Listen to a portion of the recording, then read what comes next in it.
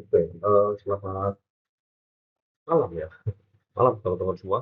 Eee, Aku di mata kuliah IS Strategik, berhubung pertemuan ke-12 kita tidak memungkinkan ya waktu itu untuk offline. Jadi berikut adalah video pembelajarannya yang bisa kita coba, lihat bersama ya. Di pertemuan ke-12 ini kita akan coba belajar cara atau metode apa yang dilakukan sebagai, eee, penyelaras sebagai jembatan atau penyelaras antara strategi IT dengan strategi bisnis teman-teman.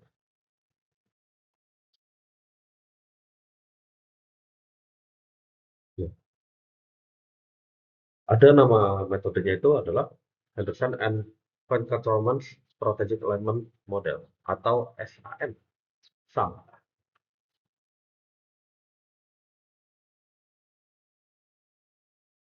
Ya. Di Strategic Alignment Model ini kita coba kita coba kenalan gimana sih yang bikin antara strategi bisnis sama strategi IT. Dan gimana kita bisa eh, masuk di situ. Celahnya ada di mana? Gimana cara ngawinin bisnis dan strategi IT-nya itu sendiri. Tujuannya apa? Penyelarasan, yaitu seperti di modul-modul sebelumnya. Kalau salah dua pertemuan lalu, ya, tujuan dari kedua strategi tersebut adalah keunggulan kompetitif.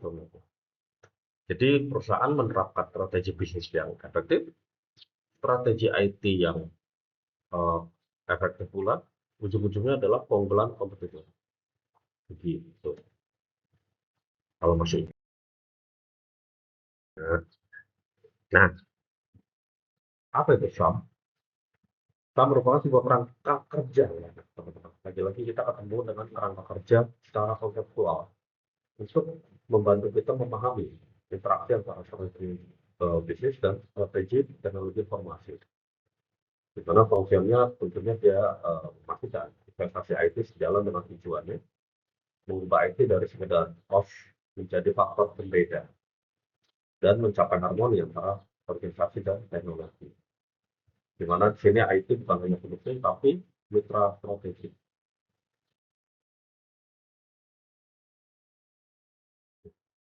Empat komponen intinya ada satu strategi bisnis, bisa dilihat di sebelah sini. Dua ada strategi IT di sebelah sini. Ada tiga infrastruktur dan proses organisasi ada di sini. Keempat infrastruktur dan proses IT. Oh sama ya. Oh ya IT kalau yang atas organisasi bisnis yang bawah IT. Nah dari empat komponen ini atau empat ruangan ya kita coba analogikan sebagai empat ruangan. Yang menjadi titik beratnya adalah panah-panahnya nih teman-teman. Panah-panahnya menunjukkan jenis relasi mereka. Dimana kalau untuk panah atas bawah antara strategi bisnis dan infrastruktur organisasi itu hubungannya adalah integrasi integrasi strategi. Dan kalau ke kiri kanan hubungannya adalah functional integrated. Dan kalau diagonal cross domain alignment. Jadi penyelarasannya itu yang diagonal.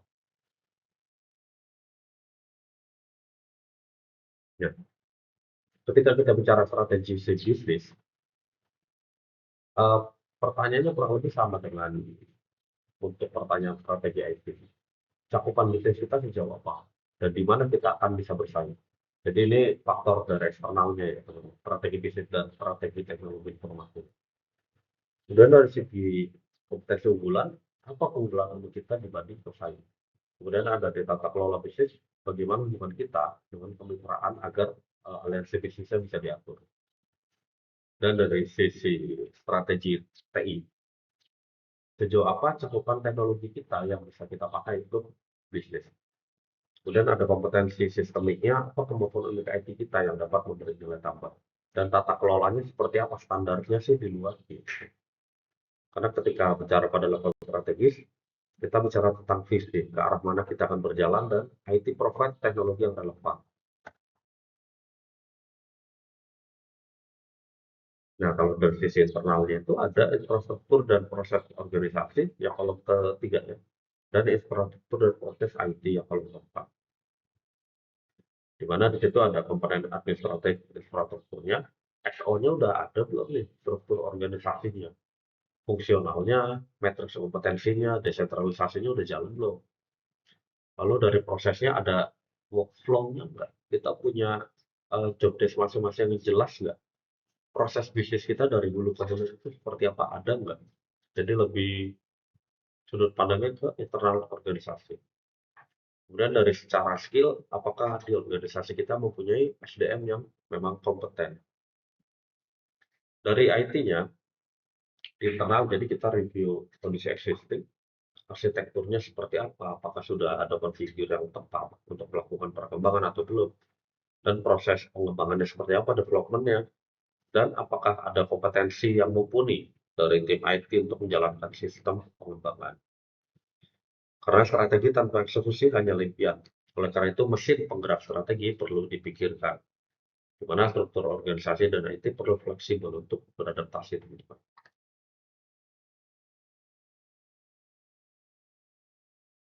Nah,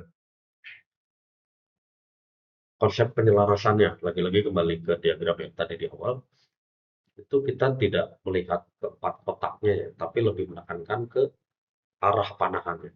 Ada yang atas ke bawah dalam kesesuaian strategik, di mana hubungan antara eksternal dan infrastruktur internal ya harus inline, harus uh, integrated semua. Contohnya Pak, strategi bisnis baru menuntut struktur organisasi baru. Jadi mereka harus saling mengikat. Nah, kemudian jika ke kiri dan ke kanan, itu integrasi fungsional. Di mana hubungan antara domain bisnis sebelah kiri dan domain IT, ya harus inline juga. Strategi bisnis harus didukung oleh strategi IT yang tepat.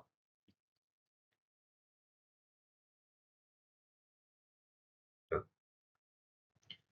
bisa dilihat inti dari model ini bukanlah pada kotaknya, tapi pada garis penghubungnya. Kegagalan ya sering terjadi karena dari perusahaan hanya fokus ke salah satu sisi. Misalnya alih teknis. Katakan kita punya IT yang super duper canggih, sarananya oke, kompetensi SD-nya oke, tapi ternyata tidak ada pengatur bisnisnya di situ. Akhirnya IT yang cukup baik itu tidak bisa menunjang karena tidak memiliki arah yang jelas mau dibawa kemana. Begitupun sebaliknya, jika sudah bicara skala besar, teman-teman bayangkan satu warehouse yang tidak mempunyai warehouse management. Konsepnya masih seperti toko. Padahal barang sudah jutaan di dalam warehouse-nya. Alfa deh katakan teman-teman. Bayangkan satu gudang Alfamart di pusatnya itu besar, bisnisnya oke, tapi ternyata tidak didukung oleh konsep IT. Maka ya sulit ya untuk berkembang ya. Karena ketika ownernya hanya memiliki pandangan dari sisi bisnis, oh yang penting jualan. Akhirnya oke, barang tersebut dari gudang Alfa bisa terjual, tapi apakah efektif di dalamnya? Apakah tidak ada potensi kesalahan data? Misal ternyata ada barang expired di dalam gudang kita, bisa nggak ketahuan, atau salah delivery barang. Itu semua kan karena kelalaian dari sistemnya belum mumpuni. Jadi yang digarisbawahi adalah hubungan kiri kanan atas bawah dan diagonal harus tercapai. Nah, sekarang kita lihat konsep penyelarasannya dari berbagai point of view-nya. Belah kiri adalah point of view dari strategi bisnis, di mana eh, kita eksekusi bisnisnya, yang menjadi supirnya, sebenarnya driver bukan supir ya kalau dari istilah ini, tapi katakan yang menjadi pengemudinya adalah strategi bisnis. Pendekatannya tradisional. Ada perintah dari top level manajemen ke down level manajemen di bawah. Gitu. Dan di sini IT adalah pendukung saja sebagai support. Di mana ada dua konsep juga. Pertama ada eksekusi strategi dan ada transformasi teknologi. Di mana strategi bisnis sebagai drivernya, Maju ketika, oke, bisnis punya arah baru nih. Mereka membuat organisasi baru, infrastrukturnya, barulah masuk ke infrastruktur IT. Oh, IT diapain ya? Biar bisa menunjang strategi baru kita. Jadi fokusnya IT adalah support, merancang dan membangun sistem. Ada transformasi teknologi, tapi drivernya tetap strategi bisnis. Dari strategi bisnis, ditarik ke strategi IT, baru ke infrastruktur IT. Tapi fokus IT-nya ketika bisnis punya visi baru dan memerlukan strategi baru, ya barulah IT diajak. Namun tetap sebagai drivernya, pembawa utamanya adalah si strategi bisnis. IT mengikuti arahnya akan kemana? Akan ke eksekusi kah? Atau akan ke transformasi? Nah, sedangkan dari point of view strategi IT, ini sangat banyak dipakai sekarang teman-teman di era digital. IT bukan lagi sekedar support, tapi enabler, pemicu. Jadi teknologi bisa mengubah model bisnis perusahaannya secara total. Pertama, ketika perusahaan melihat potensi kompetitif, dari strategi IT tersebut justru malah dikembangkan menjadi strategi bisnis. Baru masuk ke organisasinya. Jadi sudut pandangnya kebalik. Fokusnya teknologi menciptakan peluang pasar baru. Contohnya apa? Ya, udah teman-teman bisa lihat lah, ada Gojek, ada Netflix. Padahal tadinya Gojek cuma coba-coba mengonlinekan eh, teman-teman dari lapangan, tukang ojek.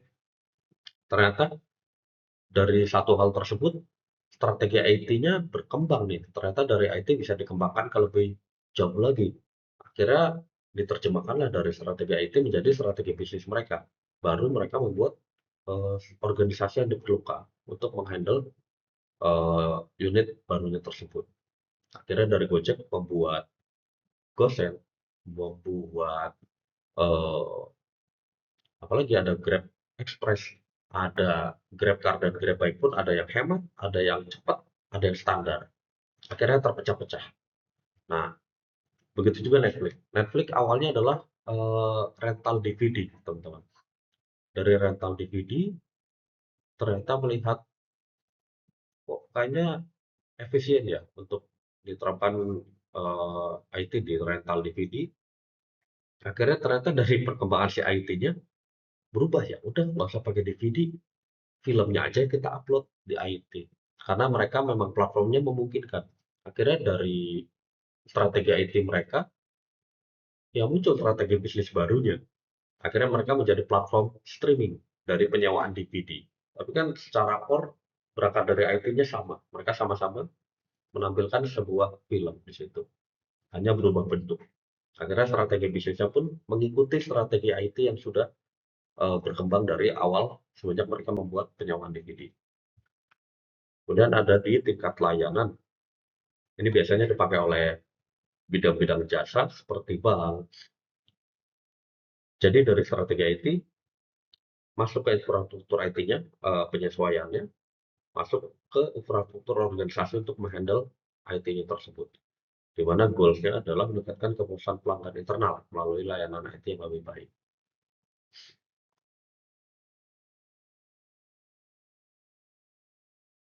Ya, manfaat dan tantangannya apa? Karena menerapkan SAM tidak mudah. Tantangan terbesarnya biasanya bukan dari luar, dari teknologi, dari mana, tapi justru di dalam. Karena ketika orang sudah memiliki posisi, sudah berumur, egonya cukup besar, dan merasa matang, sehingga justru akan sulit untuk menerima adaptasi baru. Padahal manfaatnya, eh, sistem itu bisa menjadi membuat kita lebih holistik, jadi melihat bisnisnya secara lebih besar. Bukan hanya dari mikro sudut pandang, tapi lebih keseluruhan. Juga ada fleksibel, di mana metode SAM menawarkan 4 perspektif berbeda sesuai kondisi perusahaan. Juga ada value creation, di mana memastikan IT memberikan nilai nyata. Nah, tantangannya apa? Kompleksitas, di mana membutuhkan komunikasi yang intens antara CIO dan CEO.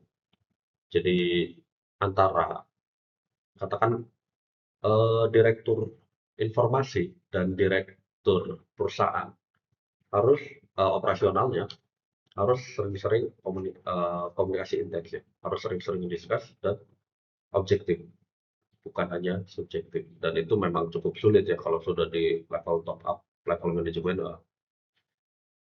wah sulit apalagi orang asing.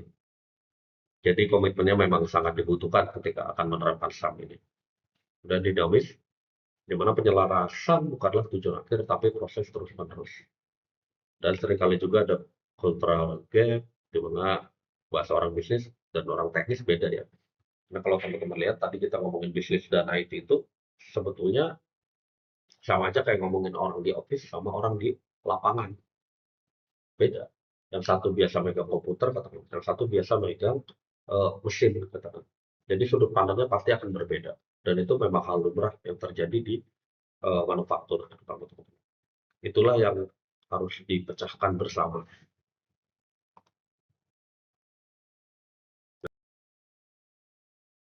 Contoh case-nya seperti apa? Sini Bapak kasih lihat ada dua case. Yang pertama yaitu Amazon, di mana strategi bisnis menjadi uh, leadernya, menjadi drivernya tadi ya. Jadi si IT hanya menjadi pendukung pada strategi bisnis mereka. Amazon menerapkan strategi bisnis dan mempunyai visi menjadi perusahaan paling berpusat pada pelanggan di dunia. Dan strateginya mereka pakai cost leadership serta diferensial. Strategi IT-nya menggunakan IT sebagai keunggulan kompetitif, analisa big data, dan pengembangan platform. Jadi keselarasannya di mana? Strategi Amazon yang fokus pada pelanggan didukung oleh strategi IT yang berfokus pada analisis data dan platform cloud. Kebalikan dengan Netflix. Kalau di Netflix, strategi bisnisnya mendominasi pasar hiburan streaming dan diferensiasi melalui konten yang orisinal dan luas. Nah, keselarasannya di mana? Justru di sini strategi bisnis yang fokus pada diferensiasi itu diaktifkan, diaktifkan dan didukung, beda ya. Justru di Netflix itu awalnya dari penyewaan DVD, mereka entah sengaja atau tidak ya, tapi ternyata dari IT yang mereka miliki, hal itu mengaktifkan strategi baru mereka. Akhirnya dari strategi IT tersebut dibawa ke strategi bisnis dan jadilah Netflix yang sekarang. Dan tentu hal itu mereka dapat karena memiliki data dan budaya ya, yang cukup berbeda dengan kita. Di Netflix saya baca-baca, mereka lebih mengedepankan budaya inovasi. Jadi bukan masalah prosedural, bukan masalah tahapan pekerjaan. Mereka lebih ke result oriented dan inovasi yang cepat. Jadi everyone boleh mengajukan inovasinya. Gitu. Struktur organisasinya pun lebih flat. Pengambilan keputusan cepat. Akhirnya ya kita lihat Netflix sekarang sudah menjadi salah satu pusat hiburan online untuk kita semua.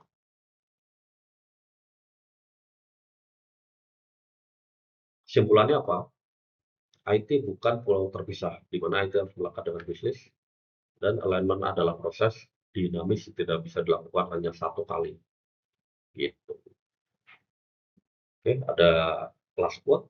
Strategic alignment is not a state, but a journey of continuous adaptation.